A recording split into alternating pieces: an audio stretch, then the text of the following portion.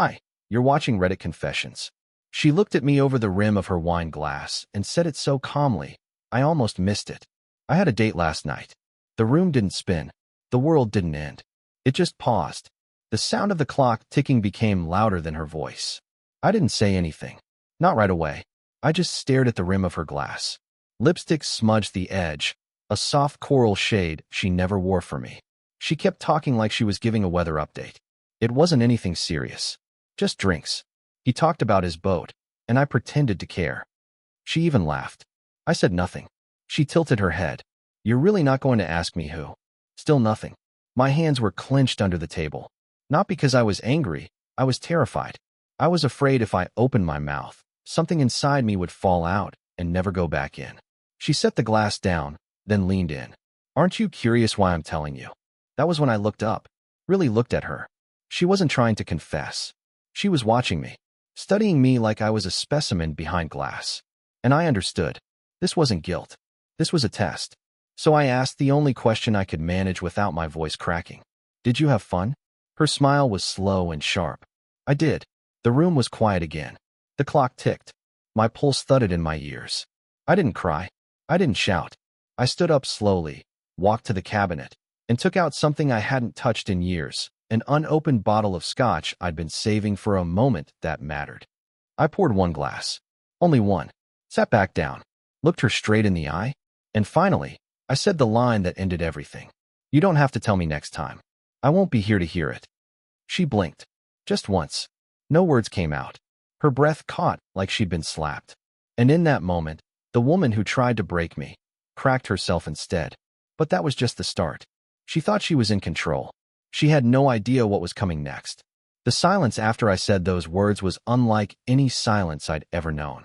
It wasn't peace, it was static. A deep, crawling quiet that filled every inch of space between us. Her eyes didn't leave mine, but something inside them shifted. The sparkle of arrogance she carried so proudly dimmed, replaced by a flicker of uncertainty.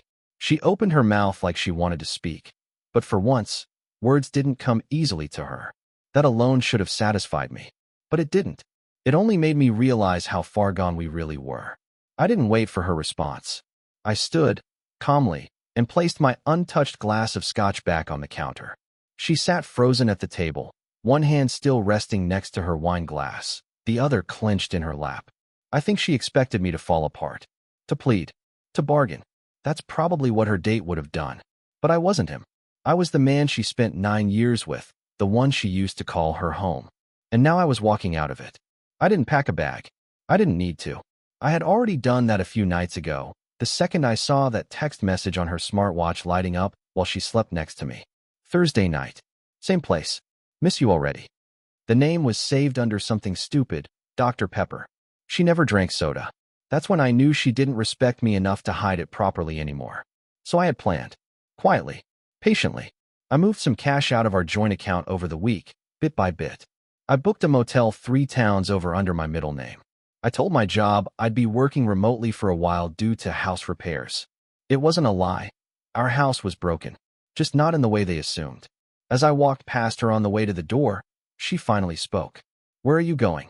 The tone wasn't angry or smug anymore. It was soft, unfamiliar, like she had just realized I wasn't acting. Like maybe, just maybe, this wasn't part of the game. I didn't look back. Somewhere I don't have to compete with strangers just to be seen. The front door clicked shut behind me. It was raining, poetic, I know. I stood under the porch light for a second, listening to the drops hit the pavement before heading to my car. No tears, no shaking, just exhaustion. Pure, soul-deep exhaustion. The motel room was small, but clean. It smelled like lemon cleaner and bad decisions. I collapsed onto the bed, fully clothed, and stared at the ceiling for hours. I didn't sleep. I didn't eat. I just kept replaying that moment. The moment I told her I wouldn't be around next time. The way her lips parted. The tiny crack in her voice. That's when I knew I hadn't lost her. She had lost me. At 3:12 a.m., my phone buzzed. It was her. Cassidy, are you serious? Cassidy, you're overreacting. Cassidy, come home. We need to talk. I didn't reply. At 4:47 a.m., another message. Cassidy, please don't do this. I didn't think you'd actually leave. Cassidy. It wasn't even physical. Cassidy, Lowell. Funny how my name only started to matter again when I took it away from her. I finally responded with 4 words. This is me talking. That was it. No more explanation. No more defending myself against her casual betrayal. No more long-winded conversations where I try to understand why she needed someone else to feel alive. But the storm wasn't over. It was just beginning. Because the truth? She didn't just cheat on me. She underestimated me. And she was about to find out how deeply that mistake would haunt her. The motel's cheap curtains didn't block out the morning light, but that didn't matter. I wasn't asleep. I had spent the last 5 hours lying on top of stiff floral sheets, reading her last message again and again like it was some kind of riddle I hadn't solved yet. I didn't think you'd actually leave. That sentence, it stuck in my chest like a dull blade. Not because of what it said, but because of what it meant. She never thought I had it in me. I had become so quiet, so pliable, that even the idea of me standing up for myself seemed impossible to her. I got up around 7 a.m. and went to the lobby to get a paper cup of watery coffee. The clerk didn't look up from his crossword. I was grateful for that. I felt invisible, and weirdly, that was better than feeling humiliated. Back in the room, I opened my laptop and logged into my email. Dozens of unread messages from coworkers. 2 missed Zoom calls. 1 internal memo about switching platforms. Life went on, even when yours feels like it's burning in slow motion. Around 9:15 a.m., my phone buzzed again. I braced myself. Her name lighting up on the screen still made my stomach twist, but it wasn't her. It was a number I didn't recognize. The message said, "I'm sorry. You don't know me, but you deserve better." I told her that. I froze. It was followed by another message. "She didn't want to tell you." I told her she had to. I didn't know she was married. I read it twice, then 3 times. And then it clicked. This was him. The guy. The not even physical guy. The man with the boat and the ego, sending me sympathy texts like we were members of the same support group. It felt surreal. I didn't know what to do with that information. My thumbs hovered over the screen, unsure if I wanted to reply, delete, or throw the phone across the room. Instead, I just asked, "Why are you texting me?" His reply came fast. "Because I felt like garbage after I found out. She played both of us." And maybe I should have found some small relief in that, in the fact that he was blindsided too, but I didn't. I didn't care that he felt used. I didn't care that she lied to him. All I could think was, she looked me in the eye and told me it didn't mean anything, but it meant enough that he thinks he needs to apologize. I didn't respond. I just locked the screen and stared at my reflection in the black glass. I looked like a ghost. Pale, sunken, lost. Around noon, the motel's front desk rang my room. "Sir, there's a woman asking for you in the lobby." My chest tightened. I didn't need to ask who. I went down slowly, my heart hammering. And there she was. Cassidy stood by the vending machine, wearing the gray cardigan I bought her 3 Christmases ago, and no makeup, her eyes red-rimmed and raw. She looked small, frail almost. For a moment, something inside me stirred. That old instinct to protect her, but I buried it. She didn't need protection. She needed honesty. She walked toward me and stopped a few feet away. "You really left." Her voice was quiet. I didn't move. "You really cheated." "I didn't mean for it to happen," she said, eyes glassy. "I was lonely. You were somewhere else for so long." That hurt more than I expected. Somewhere else? I was home, Cassidy. Every night. Cooking. Cleaning. Asking how your day was. You stopped answering. She looked away. "I know. And now he's texting me." I added, "saying he didn't know you were married." She winced. "He wasn't supposed to." "To what? Know I exist? Or feel bad about it?" She stepped closer. "I messed up. I know. But I want to fix this. I want us to fix this." I finally laughed. A dry, bitter sound I didn't recognize coming out of my own mouth. "You want us to fix your decision?" She nodded, desperate. "You're my husband, Lowell. You had a date, Cassidy, and you smiled when you told me about it." She reached for my hand, but I stepped back. Not in anger, just in finality. "This isn't a break," I said. "This is me saving what little pieces of myself I have left." Her mouth opened like she was going to argue, but nothing came out. Just silence. She left, not with a scream, not with tears, just a door opening and closing again. But I knew this wasn't the end. Not even close. Because Cassidy doesn't give up when she thinks she's losing. She only gets better at pretending she's still winning. and I wasn't about to let her write the next chapter of my life. The motel walls felt like they were pressing inward by the third night. There's something about those cheap, off-white rooms that starts to gnaw at your sense of time. I hadn't turned on the TV once. I didn't even plug in my laptop again. All I did was sit there, surrounded by takeout containers, coffee cups, and the stale scent of detachment, replaying every conversation I ever had with Cassidy in my head. The little things she said over the years now took on whole new meanings. Comments like, "I just want to feel something different," or "maybe we romanticized forever too much." At the time, I thought she was being poetic. I didn't realize she was already writing our final chapters without me. On the morning of the fourth day, I made a decision, not a brave one, not a cinematic one, just a necessary one. I returned to the house. Not to her, but for me. There were a few things I needed to collect. Personal things. Old photographs. Journals. A box she didn't even know existed, tucked behind the insulation in the attic crawlspace. It held memories from long before Cassidy, letters from my dad, who passed when I was 21, and a list of promises I wrote to myself the day I got married. I wanted to read them again. I wanted to remember who I was before I bent myself into someone else's idea of a husband. When I pulled into the driveway, her car wasn't there. Relief washed over me. I didn't want a second round of conversations we'd both regret. I still had a key. Of course I did. We weren't divorced. We weren't even legally separated. Not yet. The house was eerily clean, almost staged. I noticed right away that she'd lit one of those lavender candles we got from the farmer's market last fall. It was still burning on the coffee table, her way of masking whatever mess she was pretending didn't exist. I walked through the living room slowly, scanning for signs that she was unraveling too. Nothing. Not even a note. Just silence and the faint scent of something too soft to be trusted. I headed straight to the attic, pulled down the creaky ladder, and climbed up into the dust and darkness. The box was still there, taped shut and untouched. I sat cross-legged, ripped the seal open, and pulled out the old paper stack wrapped in elastic bands. The first envelope on top was one I hadn't seen in years. It was labeled, "In case she ever breaks you." I had written it before our wedding. I didn't even remember doing it. It was one of those things you do when you're young and dramatic, thinking life will never test you hard enough to matter. But it mattered now. I unfolded the paper. My own handwriting stared back at me. "If she ever breaks you, remember you are not the pieces. You are the builder." It hit me like a gut punch. I actually started crying. Not sobbing, not loud, just the quiet kind, where your shoulders shake and your lungs forget how to expand. I sat there for almost an hour, reading through every old letter I wrote to myself during the good years, the hard years, the boring years, moments when I thought I was growing with her. Turns out, I was just growing toward her while she was drifting elsewhere. Suddenly, I heard something below. The front door opened. I froze. Footsteps. Slow. Careful.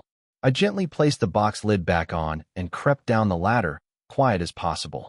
When I peeked around the corner into the hallway, I saw her, Cassidy, standing in the foyer, holding a bag of groceries in one hand and staring at her phone in the other. And then she did something I'll never forget. She smiled at her phone. Not just any smile, the kind she used to save for me. She typed something quickly with her thumb, giggled to herself, then set the phone on the hallway table like it was nothing. I stepped out before I could stop myself. She startled, dropping a carton of eggs onto the floor. "Oh my God, Lowell," she said, pressing her hand to her chest. "What are you doing here?" "I came for my things." "You could have told me." "I didn't think you'd notice," I said coldly. "You seemed busy." She hesitated, eyes flicking toward her phone. "Was that him?" I asked. She didn't answer. "You're not sorry," I said. "You're just caught." "Lowell, I don't know what you want from me." "I don't want anything from you," I said softly. "But you should know something." She crossed her arms. "What?" "I found the box," I replied. "The one I hid before I knew you'd become a stranger." Her face fell. "What are you talking about?" I leaned in, not to intimidate her. I didn't have that in me, but to make sure she heard me clearly. "You broke me, Cassidy. But I didn't disappear. I just got quiet. And you thought quiet meant weak." She looked away, ashamed, or maybe just cornered. I picked up my box, slung my old duffel over one shoulder, and walked out the door.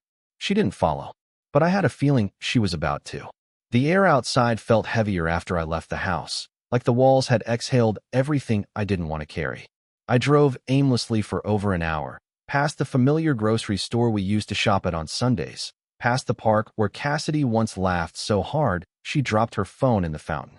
I hated that I still remembered these things, even more than I hated the fact that I missed them. Nostalgia is a cruel little ghost that shows up uninvited, especially when you're trying to bury a future that will never happen.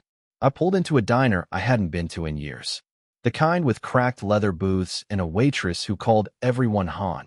I ordered pancakes and coffee because I needed to feel like something in the world still made sense. The waitress gave me that look, the one reserved for men who looked like they hadn't slept in days. She didn't ask questions. She just refilled my coffee and walked away. Halfway through my second cup, I got a call from an unknown number. I almost didn't answer. But curiosity can be louder than grief. "Lowell," a woman's voice asked. Hesitant, uncertain. "Is this Lowell Brenner?" I stiffened. "Yes. Who is this?" "My name's Elise. I don't know how to say this exactly, but I think I should have called you earlier." The name meant nothing to me. She continued. "I know Cassidy. Or I did. We used to work together. We were friends. Until she started seeing someone from our office behind everyone's back." I sat upright. "Why are you telling me this?" "Because I found out she was married. And when I confronted her, she said it was complicated and that you were more like a roommate than a husband. She made you sound disposable."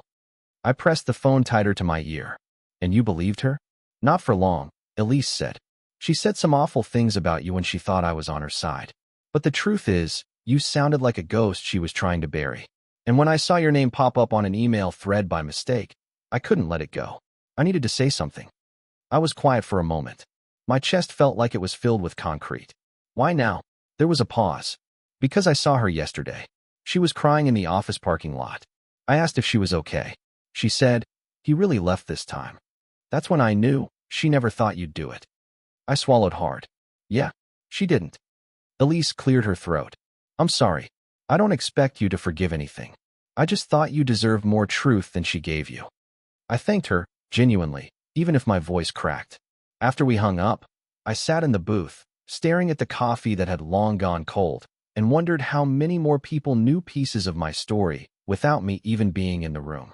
That was the part that stung the most. Not just the betrayal, but the idea that strangers had more truth than I ever did in my own marriage. I returned to the motel with a strange calm. Not peace. No, that was still far away, but clarity. Cassidy had been building a new life piece by piece, while I was still dusting off the ruins of our old one. That night, I received a message that didn't come from her.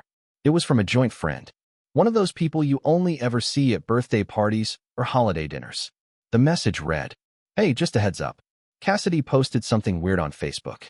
You might want to look." I hesitated, then opened her profile for the first time in weeks. She had posted a long, sentimental status. It read like an obituary for our marriage, filled with poetic phrases about grieving what was lost and learning to grow from pain. No names, no specifics, just vague, curated vulnerability. Comments poured in. People calling her strong and brave and inspiring. Not one person seemed to know she was the one who had ended it long before I ever walked away. And then I saw the photo. A softlit selfie. She looked tired but ethereal, holding a mug with the caption, "New beginnings aren't easy, but they're worth it." My stomach turned. This wasn't regret. This was branding. She wasn't trying to heal. She was trying to own the narrative. She wanted to rewrite what happened in a tone that made her look like the one who had been abandoned. And people were buying it. I stared at the screen for a long time, thinking about all the times I had shielded her from criticism, from judgment, from consequence. But this time, I didn't feel like shielding her anymore. Because now, she wasn't just betraying me in private. She was erasing me in public. And I wasn't sure how much longer I could let her do that. I didn't sleep that night. Not even a minute. I just laid there in the stiff motel bed, watching the red glow of the alarm clock blink in time with my thoughts. I couldn't stop thinking about that Facebook post, the way she worded it so perfectly, so tragically, as if she had been the one holding the relationship together with both hands while I walked away like a coward. It was sickening how believable it looked, how even I, the person who lived through it, had to reread her words to remember they were false. I tried to tell myself it didn't matter. That public perception was just noise. But it did matter. Because the same people who were now calling her brave, were the ones we used to host for dinner. They were people who once called us a dream couple. Now, I was invisible in the story she was telling. No betrayal, no infidelity, just a woman growing beyond her past, and a husband too afraid to evolve with her. By sunrise, I snapped. I got in the car, drove to the park we used to visit every fall when the leaves turned orange, and sat on the same bench where we once shared hot cider from a thermos. I opened my phone, took a shaky breath, and started typing. Not a rant, not an attack, just my version, my truth. I wrote it in one long post on my private account, one I hadn't touched in over a year. I didn't tag her. I didn't mention her name. But the message was unmistakably about her. I told people how it really ended, how she sat across from me, smiling, as she told me about her date, how she casually erased our history in favor of temporary attention, how she crafted an image of grief while still entertaining the very thing that tore us apart. I didn't beg for sympathy. I just asked that they understand there was another side, one they hadn't heard, one I had kept quiet out of shame until now. I hit publish. Within hours, the message spread. I didn't expect it. I hadn't written it for an audience. But people started commenting. Old friends, a cousin I hadn't spoken to in years, even some acquaintances from her side of the circle who messaged me privately saying they had a feeling something wasn't right but never asked. Then, Cassidy called. Twice. I didn't pick up. The third time, I answered. Not because I wanted to, but because I needed to hear what lie she'd used this time. Her voice was sharp, not soft. What the hell are you doing? I stayed quiet. You posted that on purpose, she said, her tone brittle. You're trying to make people hate me. I posted the truth, I replied calmly. She scoffed. You're acting like I murdered someone. You murdered trust, I said. And now you're upset people are finally noticing the blood. There was silence. Not the hurt kind, the calculating kind. Then she said, You're being dramatic. We both know the marriage had been dying for years. No, I corrected her. You were dying to leave. I was still trying to resuscitate it. You're so emotional, she snapped. It wasn't even physical. I laughed, not out of humor, but disbelief. Still clinging to that excuse? Do you think that makes it better? She hesitated. Then, quieter. I didn't expect it to matter to you this much. That line broke something in me. Then you never knew me at all. She went quiet. For the first time in weeks, she had nothing left to say. Before she could find new words to twist, I hung up. That night, I got a message from someone I never expected, Cassidy's younger sister, Mira. We hadn't spoken in years, but her name still brought a weird warmth. She had always been kinder to me than most of Cassidy's family. Her message was short. I read both your posts. Just know, not everyone believes her version. Some of us knew what she was doing. I'm sorry. I stared at that message for a long time. Because in all the chaos, all the lies, all the noise, someone had finally said it. They knew. Cassidy had been playing the role of the heartbroken woman for so long. She forgot the people watching had eyes of their own. But even that wasn't the end. The next day, something happened that I didn't see coming. A certified envelope arrived at the motel desk with my name scrawled across the front. Inside, neatly folded, was a letter from Cassidy, and what she wrote in that letter changed everything I thought I understood. I didn't open the letter right away. I carried it with me all day like a ghost sealed in an envelope. It was heavy, not in weight, but in meaning, like I could feel the gravity of every word inside before I even unfolded the paper. I drove aimlessly for hours, from one empty parking lot to another, circling familiar streets like I was trying to find a version of myself that hadn't read it yet. I knew whatever was inside would either offer closure or detonate whatever fragile piece I'd built. By nightfall, I couldn't wait any longer. I sat alone at a rest stop bench just off Highway 12. The wind smelled like rain and roadside pine, and somewhere in the distance, a freight train howled as if the world already knew what was coming. My fingers shook as I broke the seal. The handwriting was hers, soft and controlled. She had always had beautiful penmanship, the kind that looked like it belonged in wedding invitations or love letters. Now it just felt like a weapon dressed in elegance. Her words were rehearsed, crafted, but beneath the flowery openings and dramatic pauses, I could see the cracks. She started by saying she never meant to hurt me, that she didn't set out to fall for someone else, that her emotional needs had become too loud to ignore, and the man from work, Trent, his name was apparently, had simply listened better. She wrote that she thought I'd understand eventually, and that maybe, in time, I'd thank her for shaking us free from the routine that was killing our passion. There it was again, the idea that I should be grateful she blew a hole through the foundation of our marriage, that I should thank the wrecking ball for improving the view. But then the tone changed. Halfway through, the writing grew sharper, conflicted, as if her mask started to slip mid-sentence. She admitted that she never believed I'd leave. That part hit me like a sledgehammer. She confessed that she had, in fact, been physical with him. Only twice, she wrote, as if that number made the betrayal any more palatable.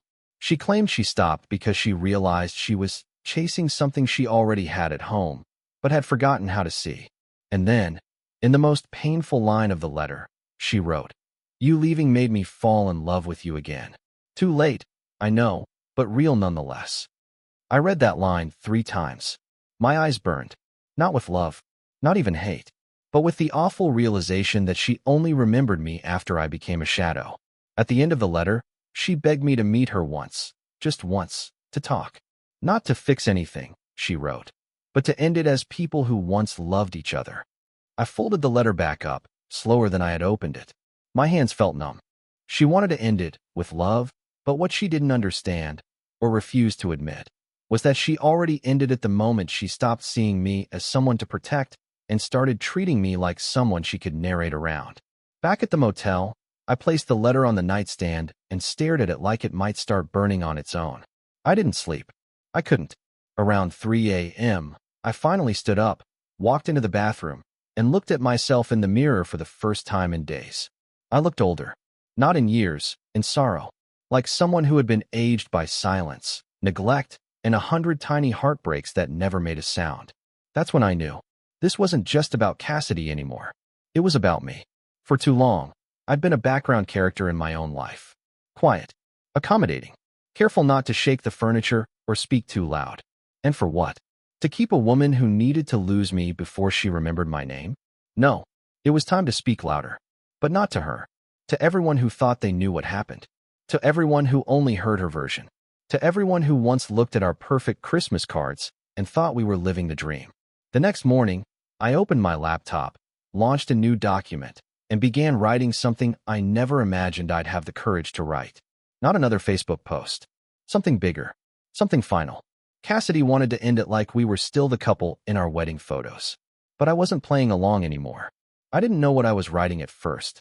The words came in waves, some broken, some angry, some quiet and confused. But by noon, they started shaping into something clearer. Not a manifesto, not revenge, not even a warning. Just a story. Mine. The real version. Not the curated one Cassidy had polished into digestible quotes for her friends. Not the version she hinted at in cryptic captions. But the version with shaky hands, long nights, and unanswered questions. It started as a letter, but by the time I was done, it looked more like a chapter. I posted it on a community blog forum we both used to browse back in the early days of our relationship, back when we used to laugh at people airing their drama online. I clicked publish. Then I shut the laptop and left the motel for the last time. I didn't need a goodbye from her. I didn't need another conversation, another argument, another cycle of her rewriting the truth to make herself the survivor. I had already survived. A week later, I signed a lease on a small apartment above a bookstore 2 towns away. The kind of place that smelled like paper and rain, where no one knew my name and no one looked at me with pity. I bought a new lamp, a coffee machine, a used couch from a couple who offered me tea while I waited for them to wrap it. Everything felt small and temporary, and somehow, that made it better. There was no pressure to be anything other than breathing. Cassidy messaged me once more. Just a simple, "I read what you wrote." I didn't reply. There was nothing left to say. Weeks passed. I started volunteering at a local outreach center on Thursdays. I helped a man fix his resume. I taught an elderly woman how to use her email. No one knew what I'd been through, and no one needed to. I was just Lowell, a guy with coffee-stained fingers and too many cardigans, trying to remember how to start over. And one day, without realizing it, I woke up and didn't think of her first. That was when I knew I had made it through. Not victorious, not triumphant, but whole. If you've stayed with me through this entire story, thank you. And if you've ever felt erased, rewritten, or made invisible by someone you trusted, please hear this. You are not what they left behind. You are what you choose to become next. And sometimes, the most powerful sentence you can ever say isn't the one that destroys them.